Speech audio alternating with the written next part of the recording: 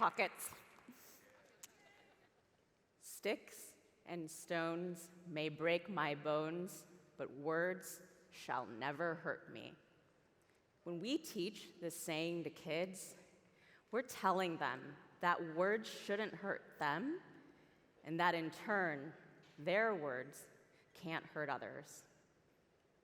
Here, I want to pause and mourn the loss of 21 lives in Uvalde, Texas, 19 of them babies. As I wrote this talk prior to these horrific events, especially given what I'm about to say, I want to hold space for the heaviness and heartbreak of school shootings, which are an unfortunate thread in our American tapestry, one far too many of us have first experience with.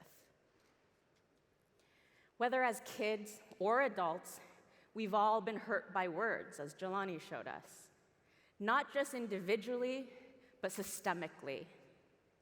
Words comprise policies regulating what we can and cannot do with our bodies, or how we can or cannot move through the world.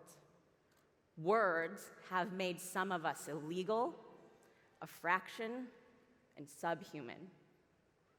Words can be far more lethal than weapons, than sticks or stones. Slurs and targeted insults are obviously hurtful, whereas others carried their violence in a concealed way, often concealed even the person using it. Take, for example, the word grandfathering. In most dictionaries, it's first defined as something exempt from modern regulation because it predates the current law or code. Buried below, some dictionaries mention that the term comes from grandfather clause, pre-Civil War provisions that required you to pass literacy tests in order to vote, except if your grandfather could vote before 1867. In practice, the exemption guaranteed illiterate white Americans the right to vote while denying it from Black Americans for almost 100 years. Most people will miss this second definition, and most dictionaries also won't mention the casual use of grandfathering around housing underpins the fact that only 42.9% of Black people own homes as opposed to 73% of white people. It's easier to buy a home if you or your parents have already owned one. So Black generational wealth has been thwarted by redlining, discriminatory interest rates, and that the Fair Housing Act, which made discrimination against race and other qualities illegal. It was only enacted in 1968, within many of your lifetimes. I'm not making fun of you for being old. It honestly was the idea that white generational wealth was built on 400 years of enslavement of Black people. Most traditional dictionaries seek to be a single source of truth, but truth is not singular. Truth is in the mouth of the beholder. The loudest truths, the first definitions, are written by those in power. And in our white supremacist, capitalist, patriarchal society, those in power have no reason to highlight a history of Black voter suppression or systemic housing discrimination, particularly when many of those in power actively benefited from them. I've started an online dictionary, self-defined, to take a different approach. We seek to tell more than one truth behind words, unhide a story of where they've been, how they got here, issues, impact, usage, and places to learn more. Our plans for the dictionary include eventually building bots into tools like email, chat, and social media. Imagine a conversation in a work Slack. I'm back from vacation. Long time no see. This project is still lame. Yeah, we gotta circle the wagons. This chat is both common and also an arsenal of words. One day, a self-defined bot will prompt, "long time no see," is a phrase that comes from the racist mocking of Chinese people in their speech. Are you sure you would like to use it? Followed by this passage from an official US Navy document. Then, some ancient Chinese tailor said, Lida, you belong, my very good friend. Long time no see you, handsome facey. The same government that wrote that exactly as I read it also banned Chinese people from 1882 to 1965 from freely immigrating into the United States. Within these same borders, just this past year in New York City, hate crimes against Asian Americans have risen to 223%. Self-defined would have also noted for lame, coming from Old English for crippled, medically used to imply a physical disability, like a lame leg, which perpetuates systemic harm against disabled people. Would you like to use a different, more specific word?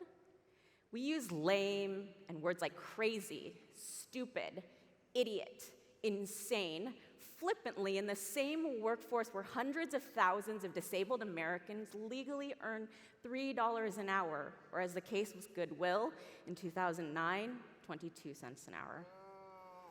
Working part-time without insurance, disabled people with medical needs are indebted by their own survival.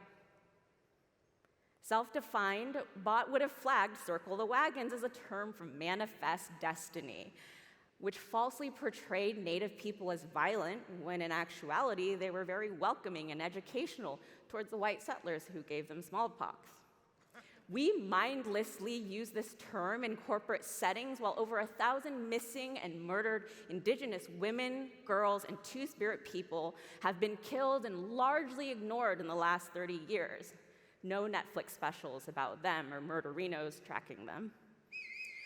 Bots can help us not only in chats, but in writing via Word, Google Docs, Grammarly, and in code via GitHub, VS Code, and more. I'm excited about the bot integrations and the places they will live because they remove the aspect of "I didn't know." Ignorance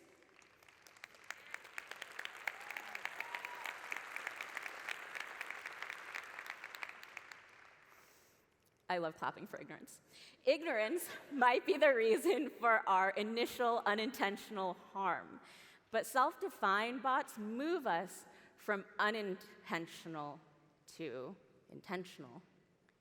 We aren't in the business of policing language. I defend your right to say whatever you want, to bear your verbal arms. My only mission is to make you aware of the potential harm. You decide to change your words or not. It's your choice. Let's take a minute. What are you thinking? How are you feeling? Take a note for yourself. I will say what some of you might be quietly thinking. Your individual use of a term does not cause the harmful history behind it. However, the system that caused the violent history behind the term is the same system that causes the violence before us. Edmund Burke warned us, those don't know history are doomed to repeat it. When we repeat these terms without knowing their history, we perpetuate a silent violence and we're unaware of it. And when we're made aware, we have to grapple with how we've caused harm unintentionally. And when we turn inward, we often victimize ourselves, directing our anger toward being policed or feeling our freedom of speech is being tread upon. We love freedom of speech as a one-way vector. On the other side of our word vectors, though, are our listeners who are free to react and to respond and to hold us accountable.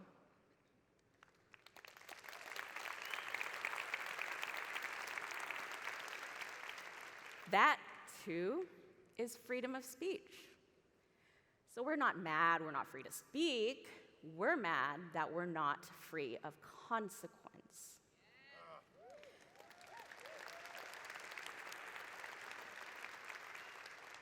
We always have the freedom, the choice to say what we want. Maintaining individual choice is important to me, which is why self-defined will never be fully artificially intelligent. For one, I'm an engineer, and I know what kind of questionable code I write. Two, I know better than to code my shitty ethics into software. Self-defined and no software should attempt to encode human ethics or expression, because choosing our words is a core part of how we express our truths and ourselves. Adapting our words is part of our moral growth, our human learning. And part of that learning means when we speak, our words sometimes miss or wound or kill. And as words can be as lethal as weapons, we should remember basic gun safety, which says to treat every gun as though it's loaded, a precautionary measure that respects the weapon and protects ourselves. This is why many of us traverse through the world on high alert. We enter rooms not knowing the voices. We treat them with tremendous respect. We protect ourselves, and we assume that every voice is loaded. So when you ask, how did you know it was anti-queer? How did you know it was ableist? How did you know it was racist? Consider we won't know it was, just like you don't know it wasn't.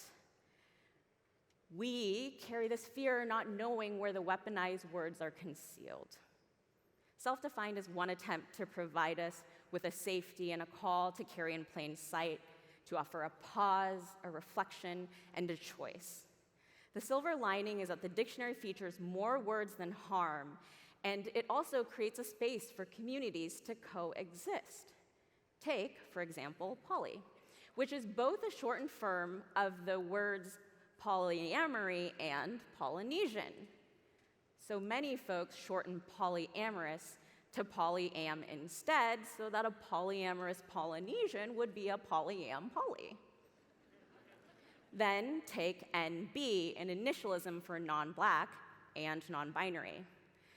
NB as non-Black is important for initialisms like NBPOC, non-Black person of color, like me, which allows us to differentiate racism from anti-Blackness and to address anti-Blackness within our NBPOC communities. So many folks shorten non-binary to ENBY. Both examples illustrate the fluidity of language to create more space for us, changing words with new context. I grappled with the words that I chose for today, given the context of the recent shootings. The potential impact of my analogy weighed on me. And I recognize, even here, standing before you, that it's a risk. But as Asia so beautifully told us, we need to take risks, and every word we choose is a risk, but a worthwhile one, because as words are what make humans illegal, fractional, and subhuman, words can also make us legal, whole, and human.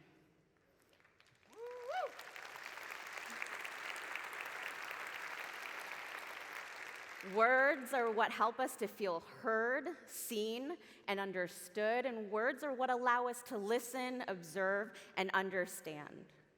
Words connect us on a human level, and in a deeply disconnected world, we must try to connect by choosing our words with care and curiosity.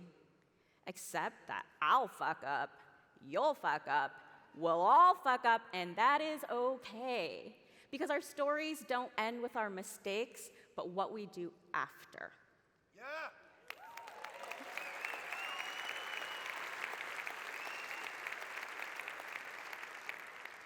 After we fuck up, we accept gifts of correction with grace, apologize without anticipating acceptance, and commit to a better practice next time. As my friend Vivian Castillo says, we must choose courage over comfort. And I think we must give one another space and grace to learn and to heal. So sticks and stones may break our bones, as words can cause rupture, they too can repair.